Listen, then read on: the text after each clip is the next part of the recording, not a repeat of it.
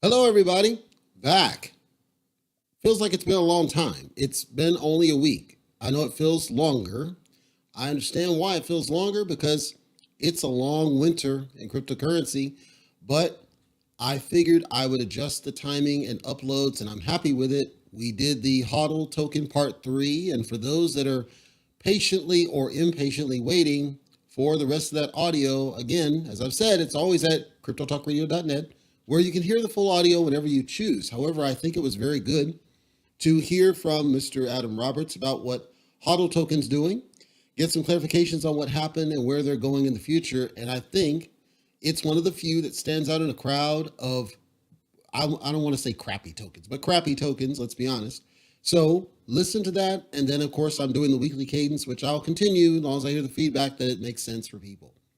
I'll give a caveat up front that YouTube may or may not squawk at you because it claims that it cannot support 60 frames, which we know is to be crap, but I'm going to continue muscling on because the previous ones have been working fine. Let's get into my coverage. I have a couple of topics. This won't take too long.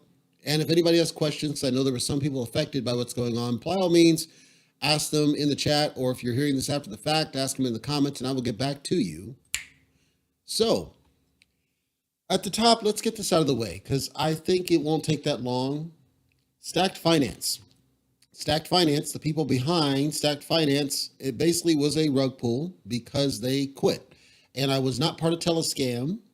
I heard this ex parte. I was asked to cover it by one of the longtime listeners, Jeff Capital. And while I was making my perfect bacon, I figured I would dig a little bit deeper. So there was a video, and it's called Rematic. And Rematic has a podcast. Rematic is one of those unsung hero tokens that nobody knows about, and they have a podcast. And they actually interviewed one of the people who was in the project at the time. His name's Jackson. And they were asking, well, what happened? Where's the money? What's going on?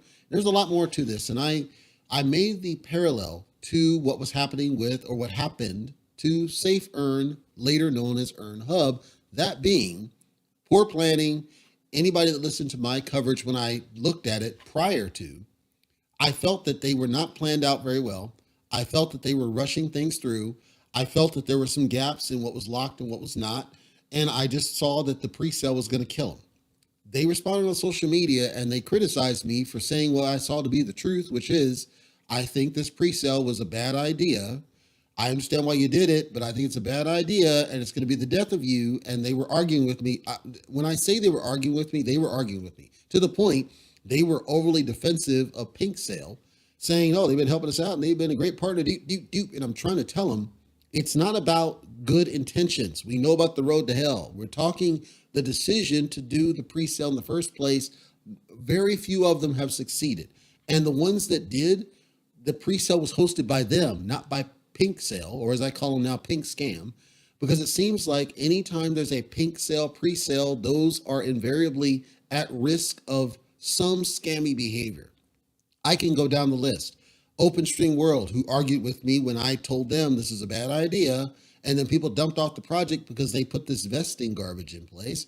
And so many others. Ascent Protocol was trying to do one. Forever Financial Freedom, rug pulled, and time again, when you go to the Pink Sale for whatever reason, I don't know why, it just seems to go south. Well, I learned later that apparently in the Stacked Finance people, and I guess the lead guy's named Sebastian, apparently they had this lofty vision of creating this app, AVS, and all these things, and they were going to outsource it to this other organization, and so they needed to build up the money in order to do it. So they said, we have to generate funds. It was basically a crowdfunding to get enough money to outsource off the vision. Here's where I think they went wrong.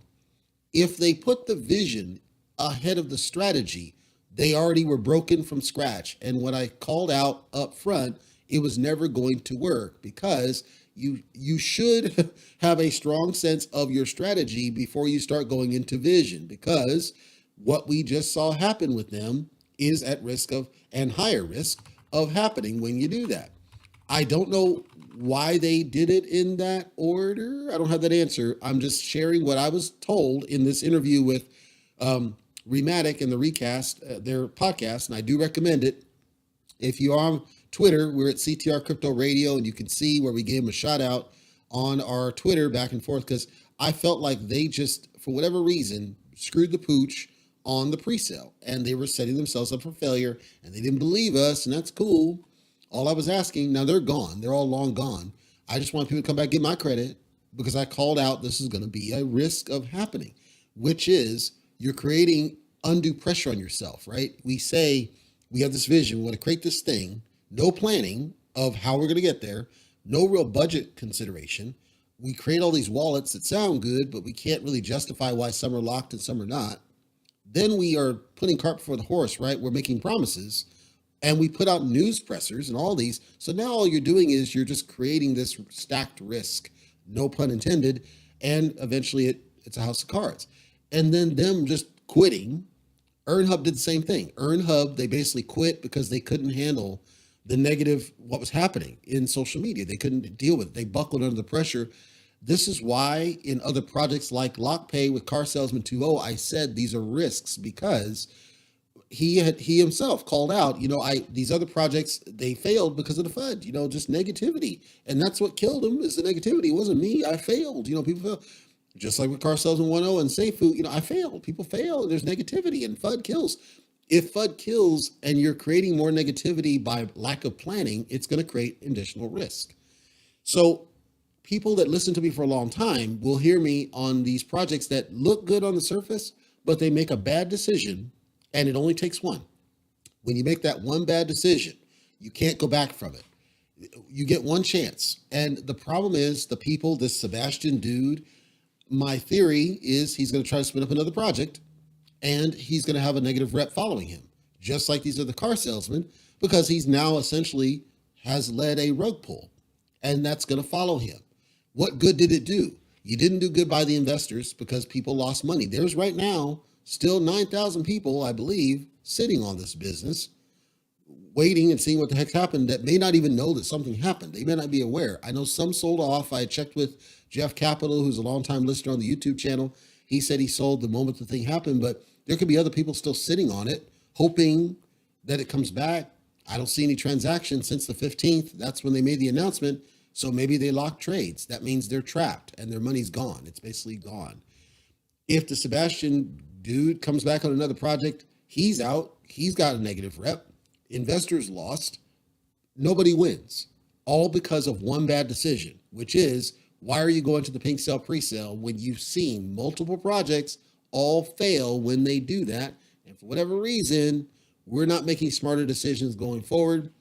As I said on my other YouTube update, it's unfortunate this happened, and I feel bad for those that got taken by these jokers, but it validates why I do the coverage the way that I do, which is I don't just go because it gets a little bit of interest, and I don't just go because it looks good on the numbers.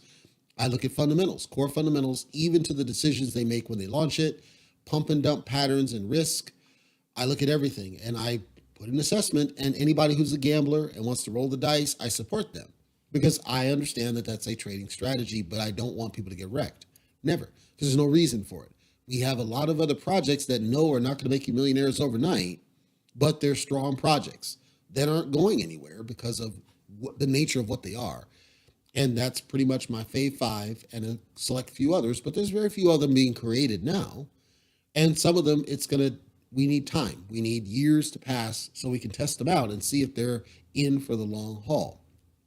So again, I apologize to anybody that got ripped off these dudes. And hopefully, if you can recognize where Sebastian goes, because it's almost guaranteed he's going to spin up another project. Recognize where he goes, get the word out, and help keep people safe, because we don't need a Car Salesman 4.0. That's the last thing we need. I got somebody on YouTube who asked me to do a follow-on coverage on LIBERO. And the reason I purposely avoided doing so, frankly, is because nothing's changed in my stance about their strategy. What they're reacting to are the short pumps that they're seeing coming from LIBERO. Here's the problem. I already anticipated and predicted the short pumps, because that was the strategy, is generate enough in the liquidity to potentially drive some interest to hopefully drive the price up. I've always said I only care about LIBERO because LIBERO has the vast majority of holders that are still harmed by what was happening before. And until I see focus on LIBERO, I can't justify any other coverage of any kind because I know what they're doing. It hasn't changed.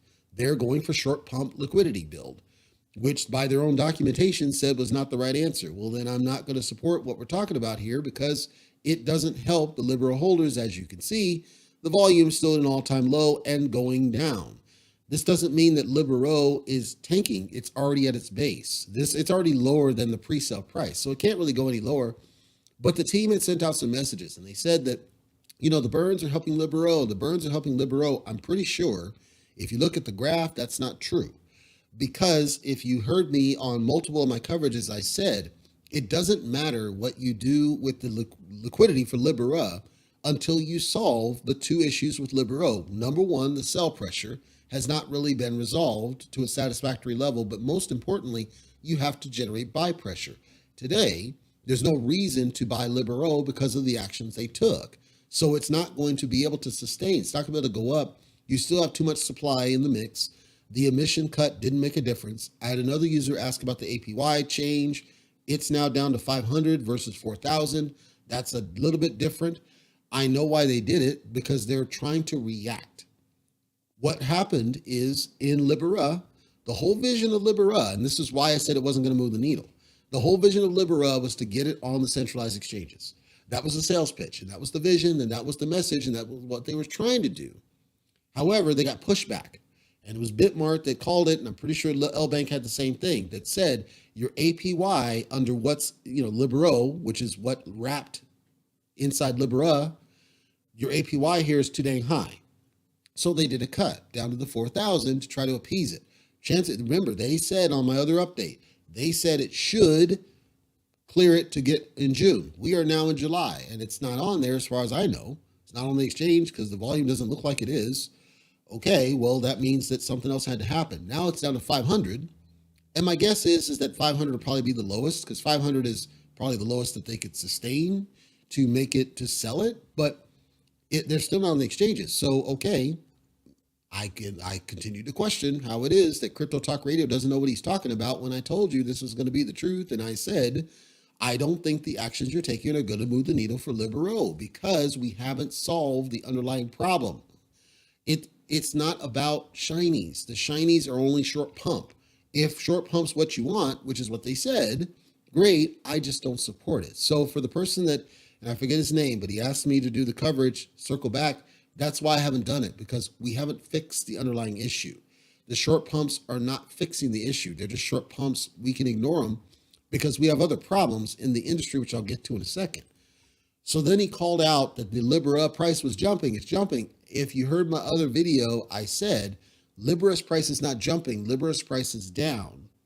It's down because you have to zoom out the chart to enough degree to see that no, in actuality, our all-time high, and social media even had this wrong. A couple of entities said, nope, LIBERO is popular. It's top 20 token. It's all-time. It just hit all-time high. And I'm like, no, that's not true. It's all-time high. You can see it yourself right here on Dex Tools. Its all-time high was roughly $2.80. That's the all-time high for LIBERO. We are nowhere close to its all-time high. That's not true. They're ignoring the initial pump. You cannot ignore the initial pump. It is what it is.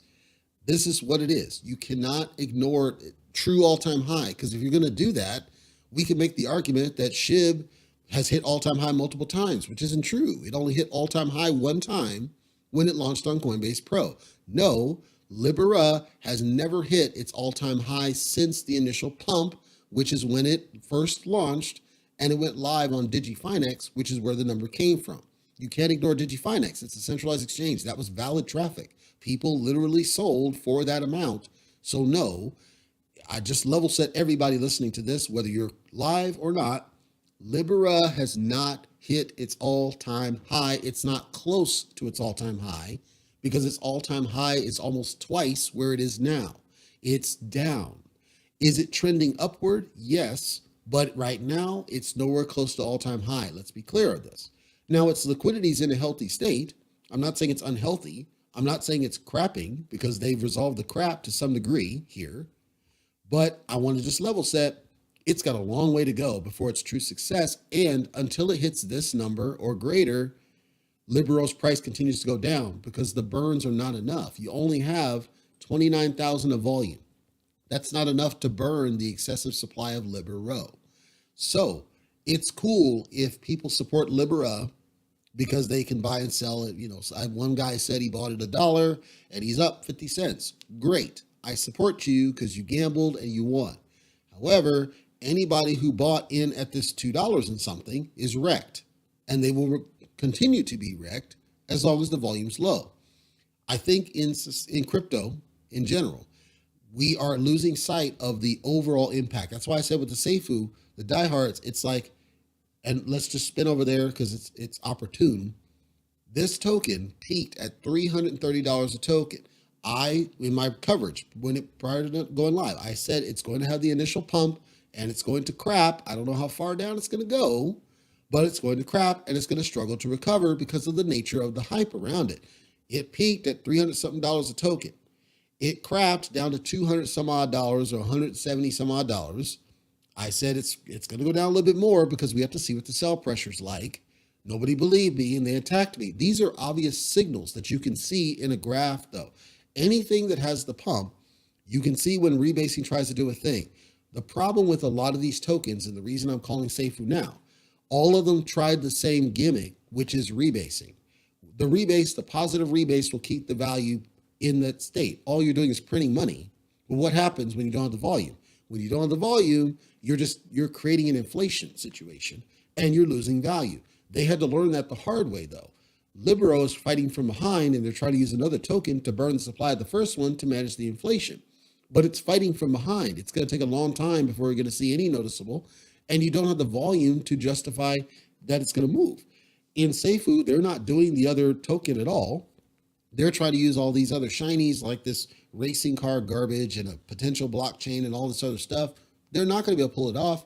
People can say that, we're going to pull it, we're going to do it because they believe in car salesmen. But here's the thing. We know it's not going to be realistic because SHIB, which has been around a longer time than Seifu, has way more development skill than Seifu, has way more business savvy than Seifu or Libero or any of them combined. SHIB took years to even start thinking about a blockchain, and then it's taking them months to even build it. Pulse Chain has been out there for months trying to get this done. They have way more capital, way more skill, way more development. All these ones that talk about building a blockchain, even if they pull it off, it takes a long time to do it, number one. Number two, if you were already at a level of success, which Seifu already was, it's hard to get back there if you couldn't sustain it. It's easier to get up than it is to get back up, is my point. All of these are learning that hard lesson. That's why Titano is rock bottoming. That's why Seifu's rock bottoming. That's why Libero rock bottom. They built it under the illusion of a bull market, which made it unsustainable in a bear market. That means it's not about gimmicks. You've got to rethink the game. You've got to rethink your approach in how you recover from this. In Libero, to me, it was easy. You force buy pressure. You encourage people to buy the token. Turning off the emissions was good, but I think you needed more buy pressure because the more buy pressure, it would have made it more appealing to people. And then just have underlying burns that would chip away at it, just like what Terra was trying to do eventually, and what SHIB eventually needed to do, but theirs is way higher in supply than Libero. That means that they could have chipped away at this and got it back to glory, and they chose not to because they just reacted to the miner. They reacted to the CEX's responses. They reacted. I'm not a reactionist. I go off base fundamentals of what do I see? What I see is a token in all of these really, but a token that got to a point. Libero got as high as a penny. That means it could get back there again. It's possible, but you have to generate buy pressure. You have to tell people why I should buy this thing. And they didn't do that. Telling this other token to burn this over here, now you're back into the Luna situation. And Luna, it basically crumbled under its own hype. That's what I didn't want to see happen, but that's what I see that they're doing. All I can do is sit back and observe and watch to see if they prove me wrong. Because if they don't prove me wrong, I question why it is that Crypto Talk Radio doesn't know what he's talking about. So all of the tokens are the same though. All of the ones that are focusing on shinies and gimmicks, because And they all say the same thing, somebody else is doing it, so we have to compete. I don't think we're now is competition. I think now you focus on yourself. Do what you're doing, hold fast to what you're doing. Everrise holds true to what they're doing. They're not competing with anybody else. They're changing the game. They're being the bar. That's what I want every one of these to do, is create your own and just do your own thing. Who cares if somebody else is doing it? Theirs won't sustain. Like with LockPay, I said, no, who cares that they're doing this ADM garbage? It's not going to last, and it did.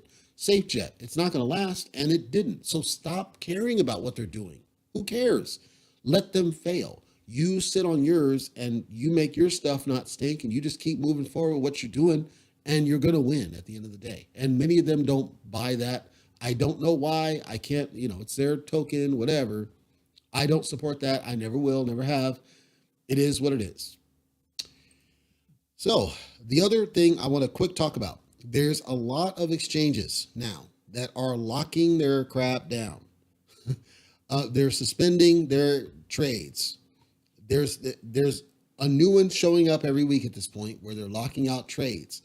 Anybody that's listened to our podcast at cryptotalkradio.net for an extended period of time will have heard me on at least 3 different episodes talk about wallets versus exchanges and helping people understand, because there's so many people that have been told, nope, the exchange is perfect because you can trade how you want, you can set your own price, and you can cash the fiat and and you're correct.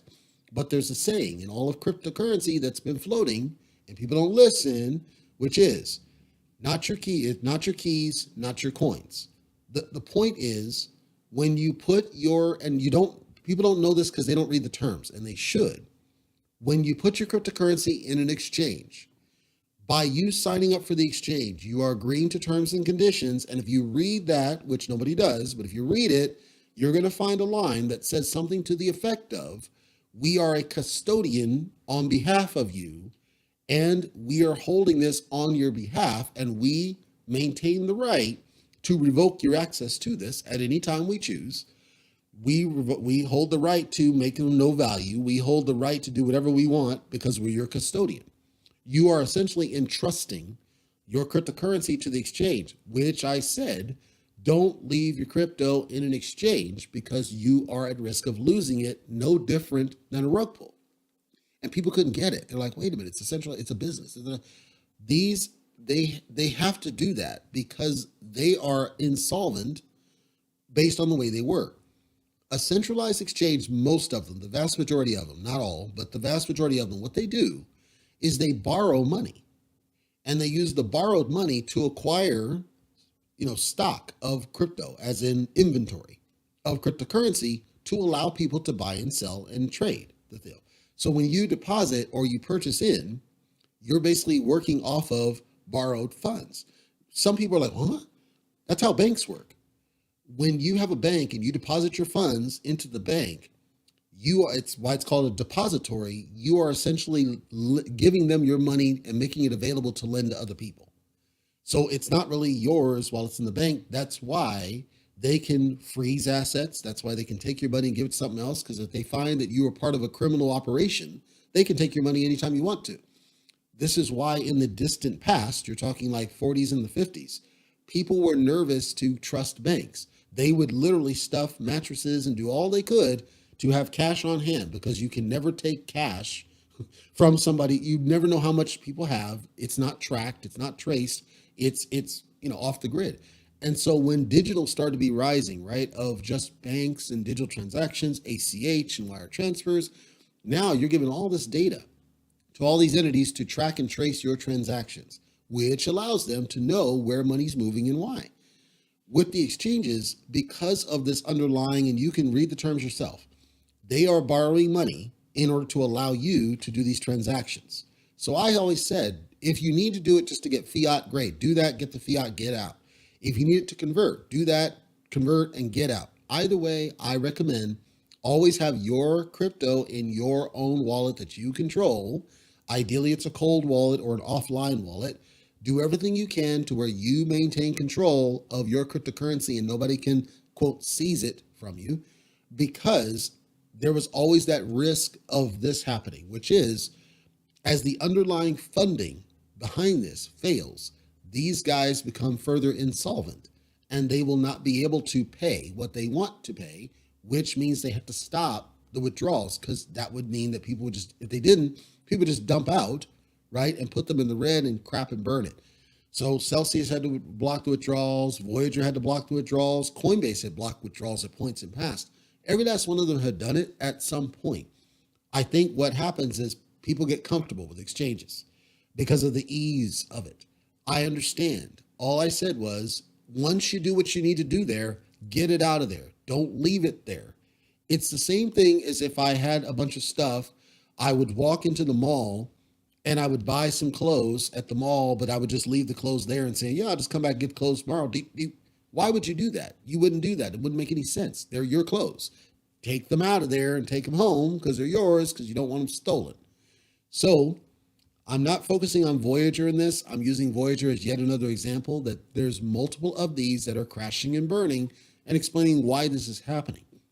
It's happening because these underlying funding sources, these hedge fund sources, these capital sources underneath the hood, they're failing because they were never solvent to begin with, and it was never viable to borrow money. You're basically robbing Peter to pay Paul. You're borrowing money over here to make this happen over here. Again, this is crypto bubble because you're assuming a bull market. It craps in a bear market. If there's no buys and sells, you're not getting what you need to support the capitals and the hedges and everything else. The other stack on top of this, which is not directly related, but it's indirectly related, you also have the larger market. So what's happening in the larger market, the housing market, it's insolvent at this point. It's another bubble, essentially. You have the rent market. It's going crazy. You have general credit. It's going crazy. You have the interest rate situation. It's a problem. You have what happened during the pandemic, which harmed a lot of people's credit, which makes it harder for them to get access to loans.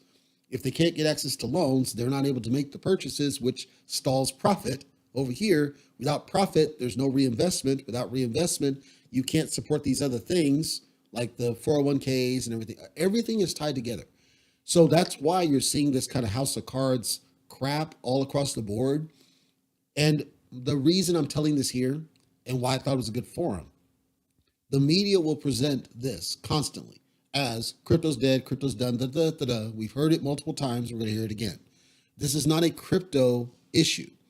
It's an issue of the way that fiat has been introduced and how fiat affects everything else. When you use fiat as a dependency on something else, you are creating more risk and more risk and more risk, layers of risk, to where it's a house of cards.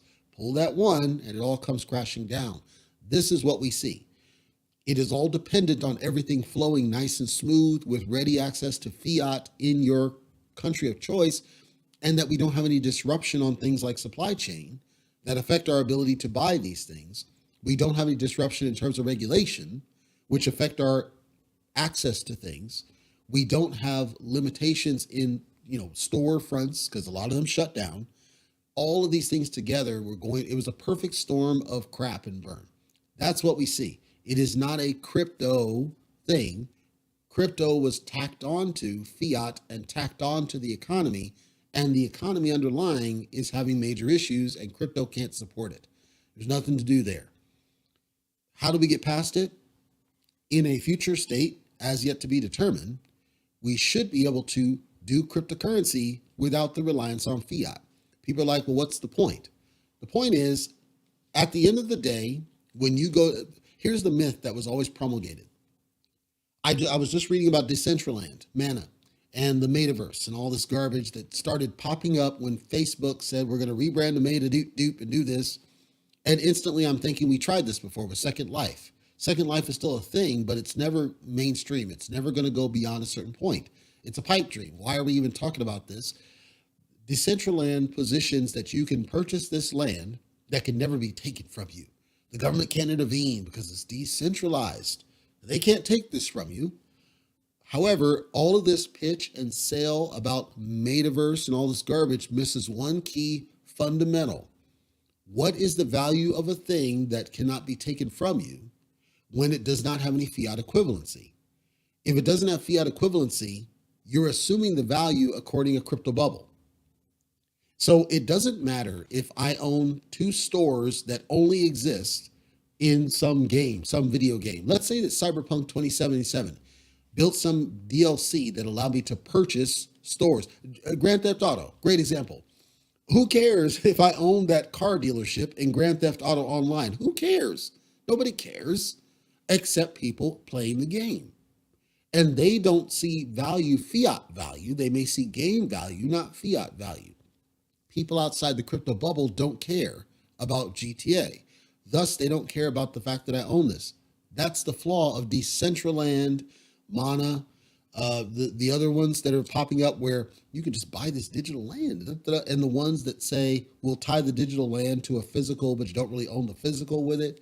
This is crypto bubble. The reason crypto bubble is a failure in strategy is that people outside of it think it's stupid. That means you have no value. What the price of a thing is, how much you can get for selling it, is predicated on its value as people perceive it. That's the reason why NFTs were always a bubble, and this whole Bored Apes, what they eventually had to do was say, we're going to create a physical utility. We're going to tie to this club, this elite club for wealthy people, to give it some utility because the artwork is garbage and people knew that. It's a pipe dream. That's why, okay, Melania creates an NFT, nobody really cares about it, and its price is not what it was. The first Jack tweet that was turned into an NFT and the media said it's millions of dollars and it only sells for a couple $100,000. The value is what people perceive it to be. We, as in the industry, crypto, try to create and force a value within the crypto bubble. The crypto bubble only contains roughly 4% of the world population. If that's all they care about, great. I care about the other 96% of people. How can I get them to buy my product? This is the thought process. That's why you're never going to see a Warren Buffett type support something like Decentraland, because he's going to say, this has no intrinsic value. I can't sell this on a wider scale and set my own price. I'm always tethered by the crypto bubble and whatever people thought the price should be. And then I'm fighting uphill because everybody's already done this before. So there's no uniqueness. There's nothing different. The exceptions, Dolce & Gabbana, tied to a physical product. That's where the value is, the physical, not the NFT. It's all okie doke, smoke and mirrors, no pun intended. So I've never been supportive of this kind of business where we are tying crypto to fiat and we're making loans in order to fund a different thing because it was always a house of cards. It was doomed to fail. The good thing is that as it fails, it's going to rebuild because there are some solid cryptos out there that need to rebuild, and Bitcoin itself has just been abused. It was just misused, but it's going to rebuild because there are so many believers in what Bitcoin could be, and it'll build back up. Hopefully we will stay away from garbage like this, and I'll say it because he never called me back. Dex Finance, I think, is the same risk for the same reasons. It's not the team's fault. It is, I don't think these kinds of models where we're tying anything to a banking or fiat something, I think they're all doomed to fail, not due to the fault of the people, simply that we are not ready for it yet. And unless we tie the fiat regulations to that, we'll never be ready for it, and we're going to go back in the cycle again. This is where we need regulation. Garbage like this. Regulation of how much money can you borrow to sustain your business? How much of it is borrowed versus how much of it is your own money? I think there should be regulations on that percentage.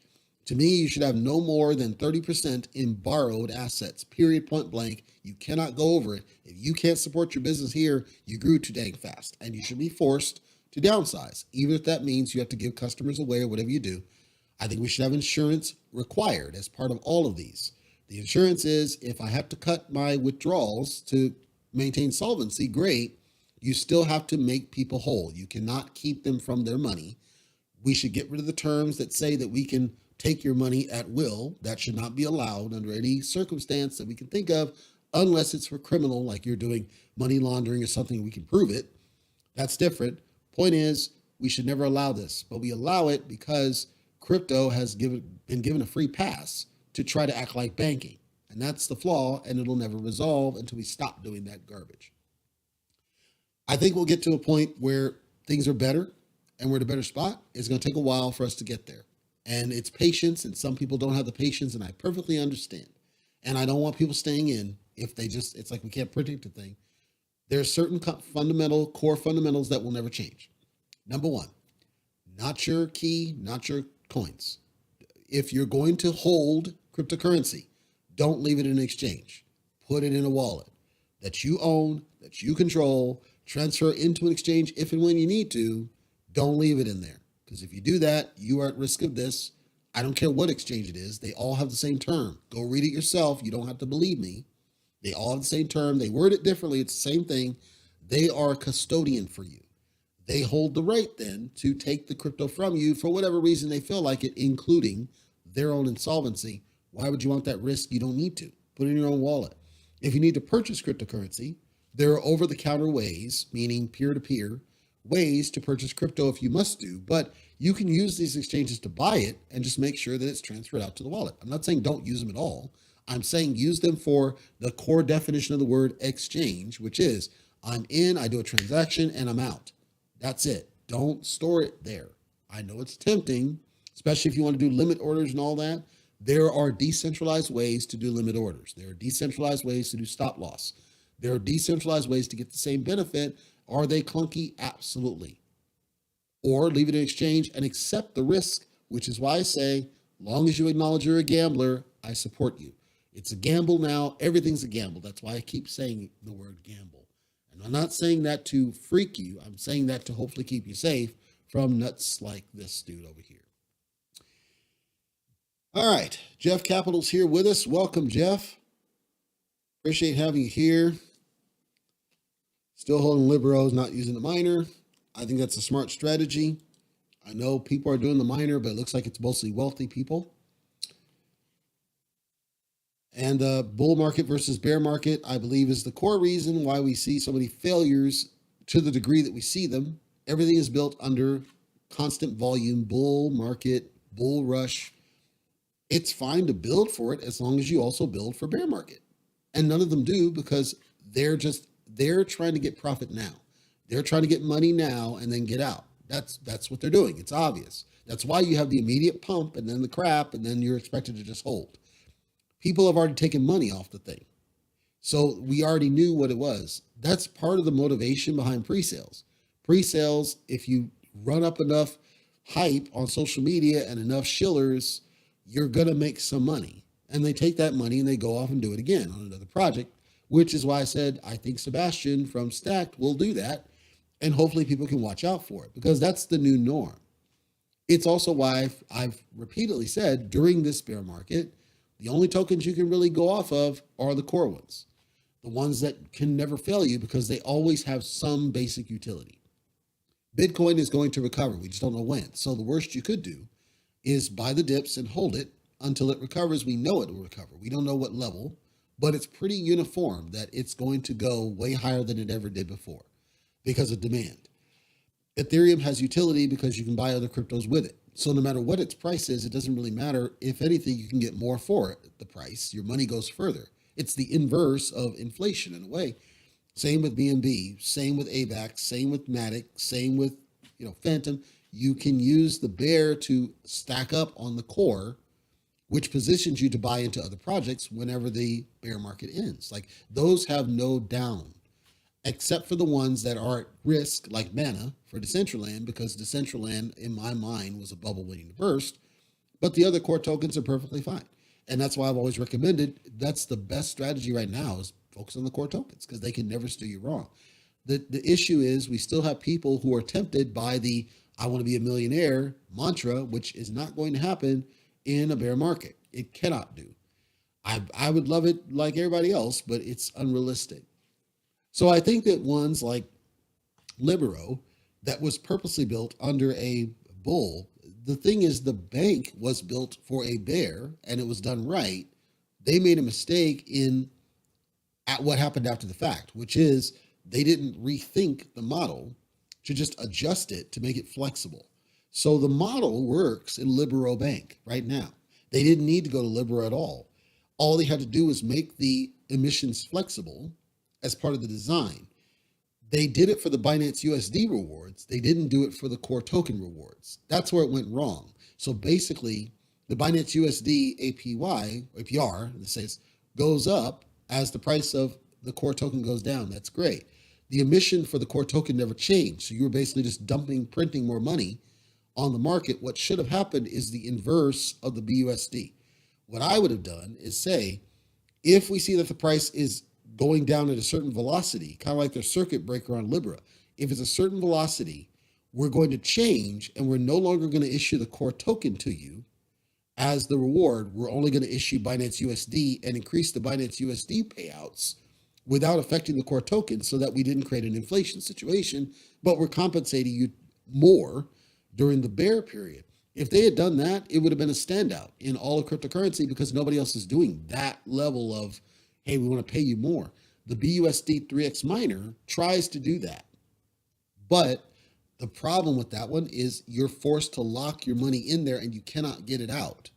If they got rid of that, where it's like, okay, it's locked, but only for a year, or you can withdraw it anytime, but it's a penalty, I would probably be okay with it. But in their site, they straight say, you got to give us this money and you'll never get it back. Well, that's not acceptable to me because for me, to make the BUSD miner as an example make sense, I'd have to give them $5,000 for enough per day to justify. But now I'm losing 5,000 temporarily, waiting to get enough money per day.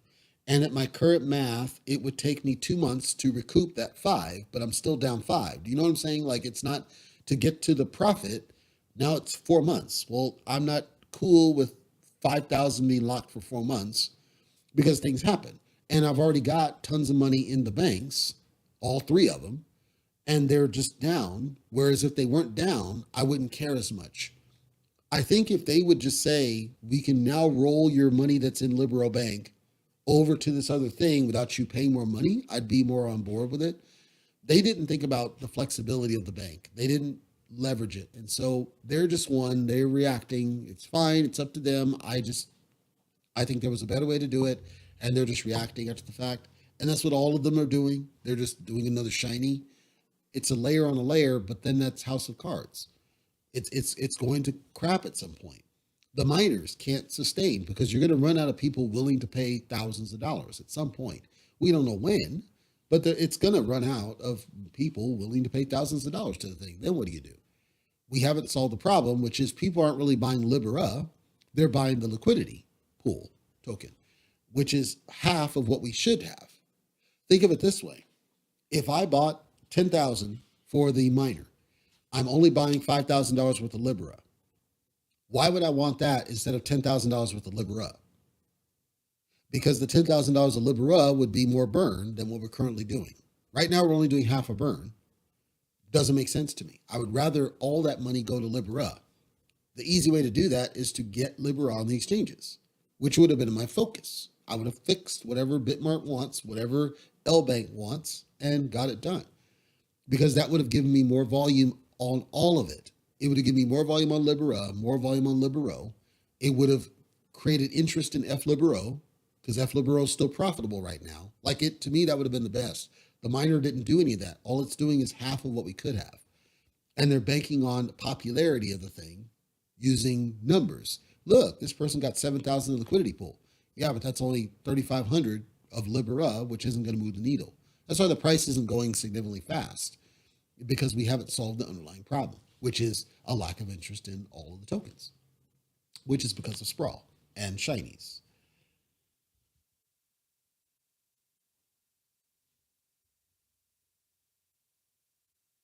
Any other questions? I don't have any questions here in Twitch. And I appreciate the new Twitch subscribers, by the way. Twitch is cool. It just works. I don't have to do anything. It's better than YouTube by far.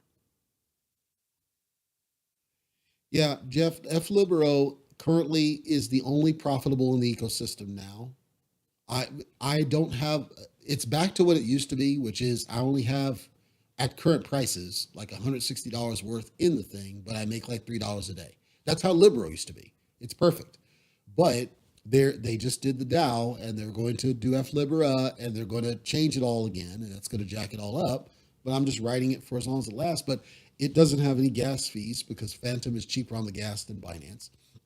That's the other problem with the miner. Unless you're in as a whale, you have to pay gas every single time you claim a deal or you compound a deal.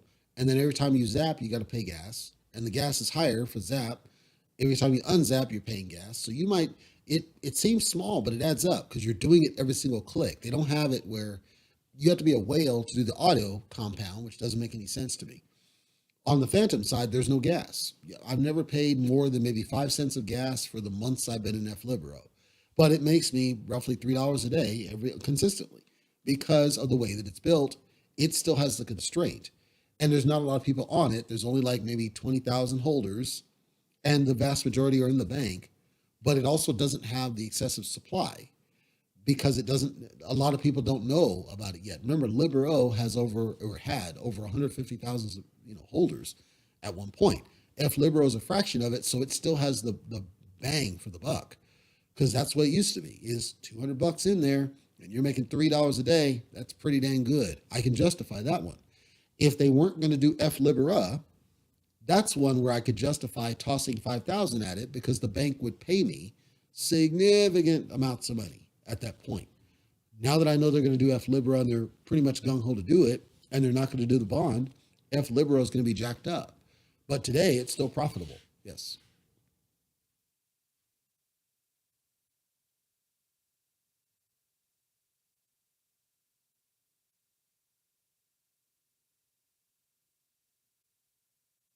As far as stacked, I know it didn't seem like there was very much chatter about it on social media. So I'm hoping a lot of people were in the telescam and learned what was happening and didn't get wrecked and they were able to get out in time, because it didn't seem like it was that bad.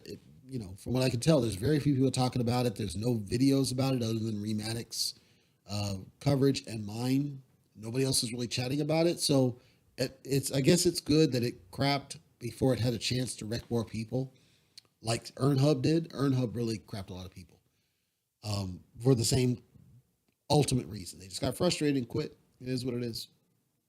And as a side note, it seems like more people are aware now with the Satama and the move to Dubai, and I'm stressing, I think it's a good move. I just think they should not have left the U.S. That's all. Everything else is a good move. I think it's good that they are embracing Dubai because Dubai will take care of them, but I don't think they should have left the U.S. I think it's a big mistake because there's regulatory things they should be constantly aware of, and being local helps them to be aware of it because you're required to, as well as tax requirements and that kind of stuff that they're not going to be able to duck, and they need to make sure they take care of American citizens, so we'll see how that goes. All right, that's all I got to cover here today. Thanks for the questions. Thanks for the comments. Appreciate all of it. I'm going to be spinning over to our triad here in the next couple minutes at cryptotalkradio.net if you're curious about the triad and what we do there. I have to get my token built out and finalized so I can get it to my members. That's planned to happen here in July with the new member portal, so I need to update them on what that's going to do. Thanks for dialing in. I think things will get better. Just kind of hold the line. We'll be back next weekend to just kind of level set where we are. And hopefully we get back to some common sense stability. Hopefully. In any event, I'll see you guys.